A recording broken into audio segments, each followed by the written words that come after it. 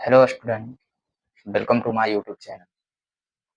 बच्चों, आज की वीडियो में हम लोग क्लास 10th के फिजिक्स का फर्स्ट चैप्टर का अध्ययन करेंगे, जिस चैप्टर का नाम है प्रकाश का परावर्तन यानी रिफ्लेक्शन ऑफ लाइट। तो प्रकाश का परावर्तन, सबसे पहले इसमें हम लोग समझेंगे कि प्रकाश होता क्या है, यानी लाइट कहते किसे हैं।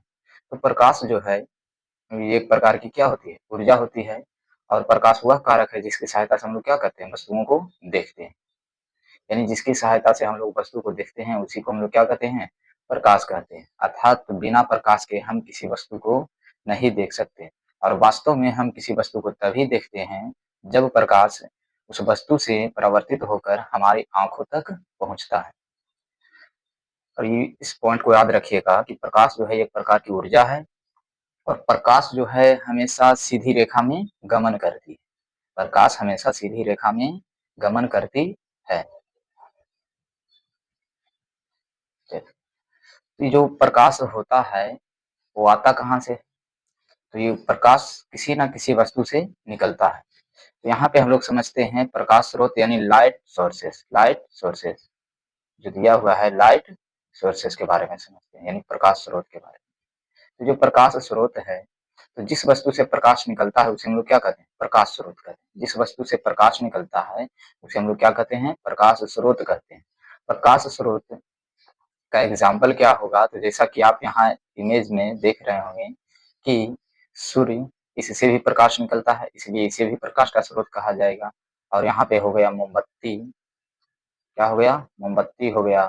फिर यहाँ पे हो गया दिया, फिर यहाँ पे हो गया बल्ब, फिर यहाँ पे हो गया तारा। ठीक उसी प्रकार से बहुत सारे ऐसे वस्तु हैं जो प्रकाश को क्या करता है, निकालता है। तो जिस वस्तु से प्रकाश निकलेगा उसे हम लोग क्या कहेंगे, प्रकाश स्रोत कहेंगे। और प्रकाश स्रोत जो होता है वह दो तरह के होते हैं, एक होता है आर्टिफिशियल और एक होता है नेचुरल। जो आर्टिफिशियल होता है उसे हम लोग कहेंगे कि मतलब जो मानव ने बनाया उसे हम लोग क्या कहते हैं, आर्टिफिशियल कहते हैं। जैसे में क्या हो गया, बल्ब हो गया, मोमबत्ती हो गया और दिया हो गया। ये सारे के सारे जो है वो क्या है, आर्टिफिशियल है। साथ में यहाँ पे टॉर्च हो गया, ये सब क्या है, आर्टिफिशियल सोर्सेस है। और नेचुरल सोर्सेस कौन है, तो सूर्य हो गया, तारा हो गया, जुगनू हो गया। ये सारे के सारे जो हैं वो प्राकृतिक स्रोत हैं। चलिए अब आगे हम लोग समझते हैं। तो आगे जो है वस्तु जो होती है वो तो प्रकाश उत्सर्जित करती है, लेकिन बहुत सारे वस्तुएं ऐसे भी है जो प्रकाश को उत्सर्जित नहीं करती है। यानी कहने का मतलब है वस्तु जो होती है एक प्रकाश को उत्सर्जित करती है और कुछ कुछ जो वस्तुएं हैं प्रकाश को उत्सर्जित नहीं करती है। तो आइए समझते हैं कि जो वस्तु प्रकाश को उत्सर्जित करेगा उसे हम लोग क्या कहेंगे, और जो वस्तु प्रकाश को उत्सर्जित नहीं करेगा उसे हम लोग क्या कहेंगे।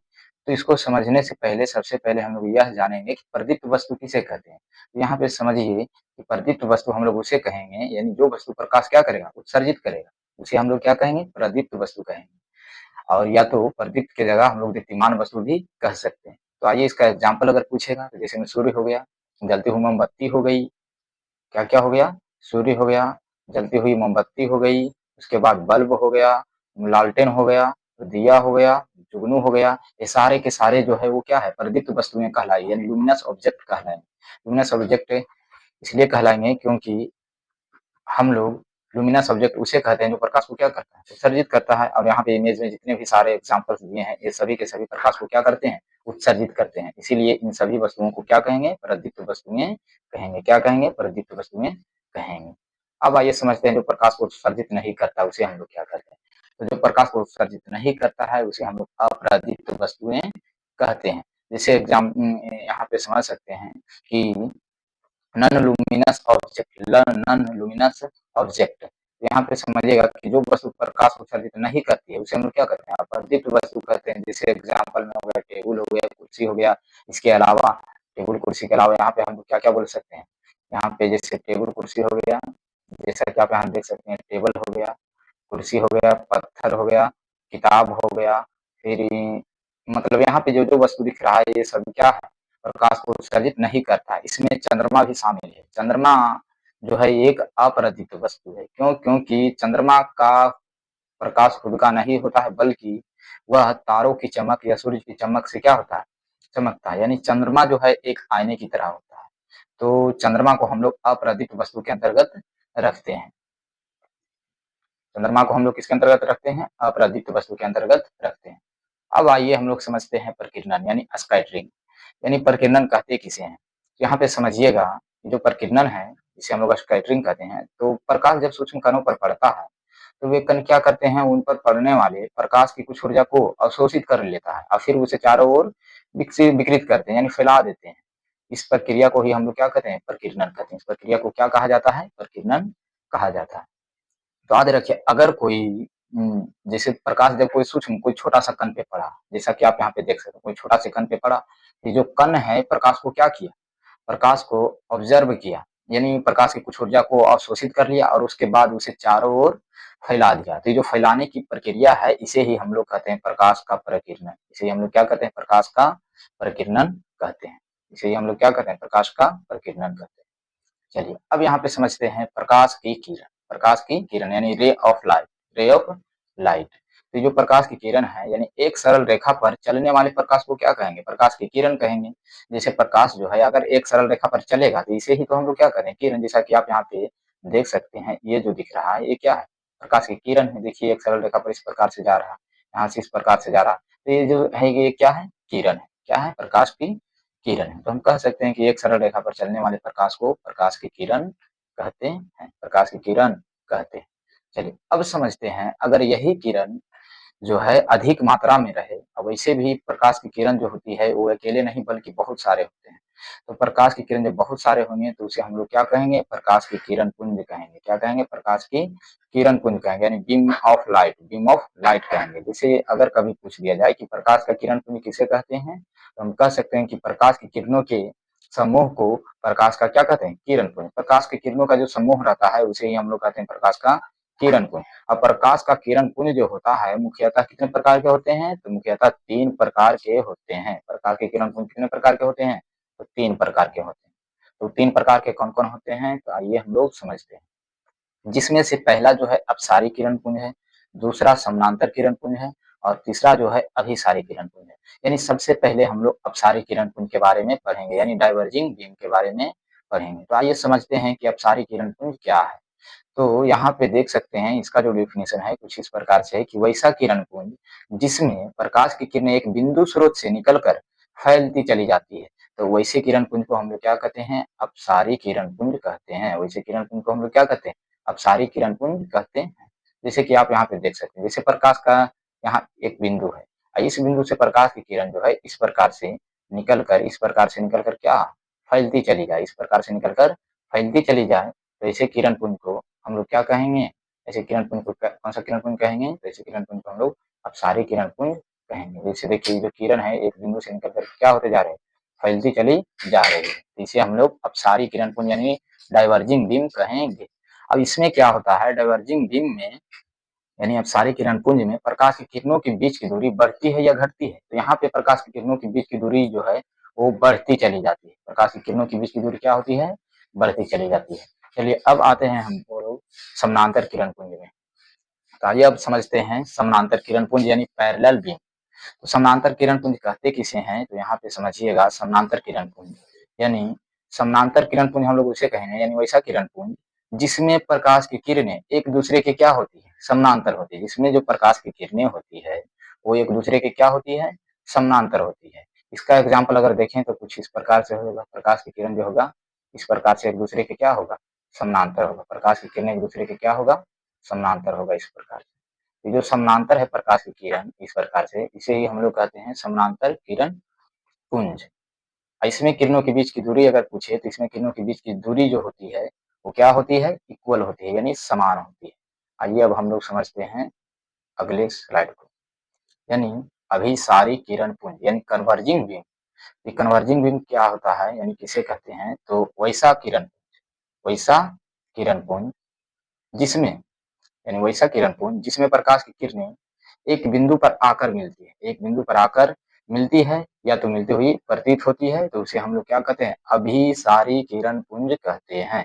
उसे हम लोग क्या कहते हैं? अभिसारी किरण पुंज कहते हैं। जैसे में यहाँ पे आप देख सकते हैं, जैसे कोई प्रकाश की किरण इधर निकला इस प्रकार से एक बिंदु पे आकर के मिल रहा है, प्रकाश की किरण जो है एक बिंदु पर आकर के मिल रहा है, तो ऐसे किरण पुंज को हम लोग क्या कहेंगे?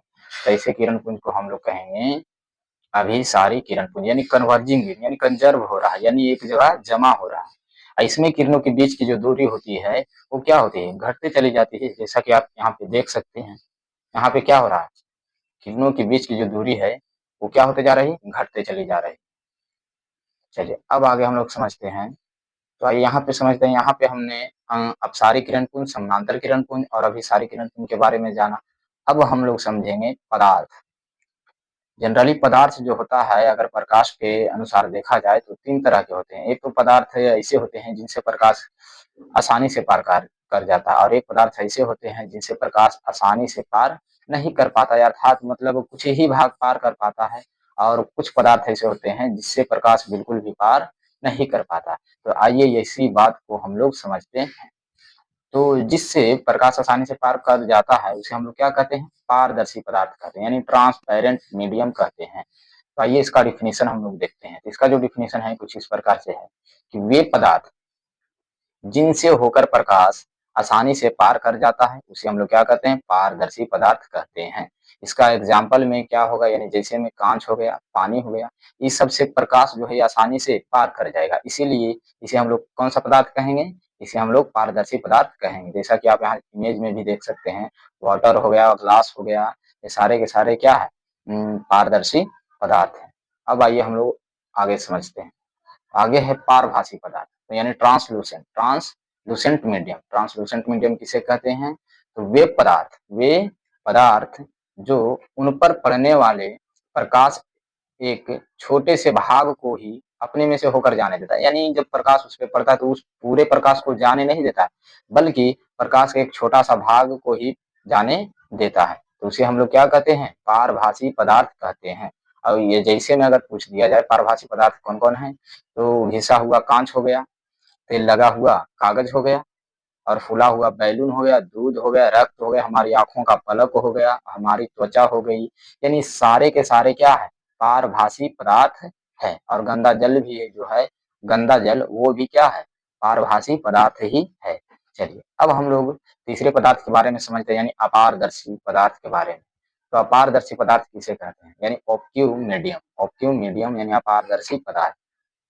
तो वे पदार्थ जो प्रकाश को अपने में से होकर नहीं जाने देते हैं उसे अपारदर्शी पदार्थ कहते हैं। मतलब जो प्रकाश को जाने ही नहीं देता है उसे हम लोग क्या कहते हैं, अपारदर्शी पदार्थ कहते हैं। जैसे में हो गया लकड़ी, लोहा आदि, ये सारे पदार्थ जो है प्रकाश को अपने में से होकर जाने नहीं देता है। टेबल कुर्सी, ये सारे के सारे पदार्थ क्या है, अपारदर्शी पदार्थ है। क्यों, क्योंकि ये सभी प्रकाश को अपने में से होकर जाने नहीं देता है। तो इस तरह से हम कह सकते हैं कि पारदर्शी जो पदार्थ होता है उससे प्रकाश जाएगा, मतलब आसानी से पार करेगा, और पारभासी पदार्थ से प्रकाश जो का कुछ ही भाग पार कर पाएगा, और अपारदर्शी पदार्थ से प्रकाश बिल्कुल भी पार नहीं कर पाएगा।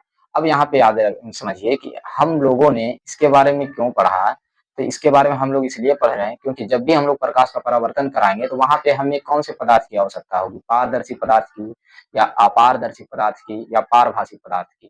तो प्रकाश के परावर्तन में हम लोगों को परिवर्तन करवाने के लिए हमें कैसा वस्तु चाहिए, अपारदर्शी पदार्थ चाहिए। कैसा वस्तु चाहिए, अपारदर्शी पदार्थ चाहिए। तो यहाँ पे हम लोग याद रखेंगे कि हम लोग इस प्रकाश का परावर्तन को समझने के लिए एक अपारदर्शी पदार्थ का लेंगे, और जब अपारदर्शी पदार्थ को लेंगे तो अपारदर्शी पदार्थ तो बहुत सारे हैं। तो क्या सभी के सभी अपारदर्शी पदार्थ प्रकाश की किरण को सही से परावर्तन करवा पाएगा, तो नहीं। तो प्रकाश का जो किरण होता है उसका सबसे अच्छा परावर्तन कौन करवा सकता है, तो एक दर्पण करा सकता है। तो एक दर्पण करा सकता है, इसीलिए इस चैप्टर में हम लोग आगे प्रकाश के परावर्तन को अच्छी तरीका से समझेंगे, और सभी दर्पणों के बारे में भी स्टडी करेंगे।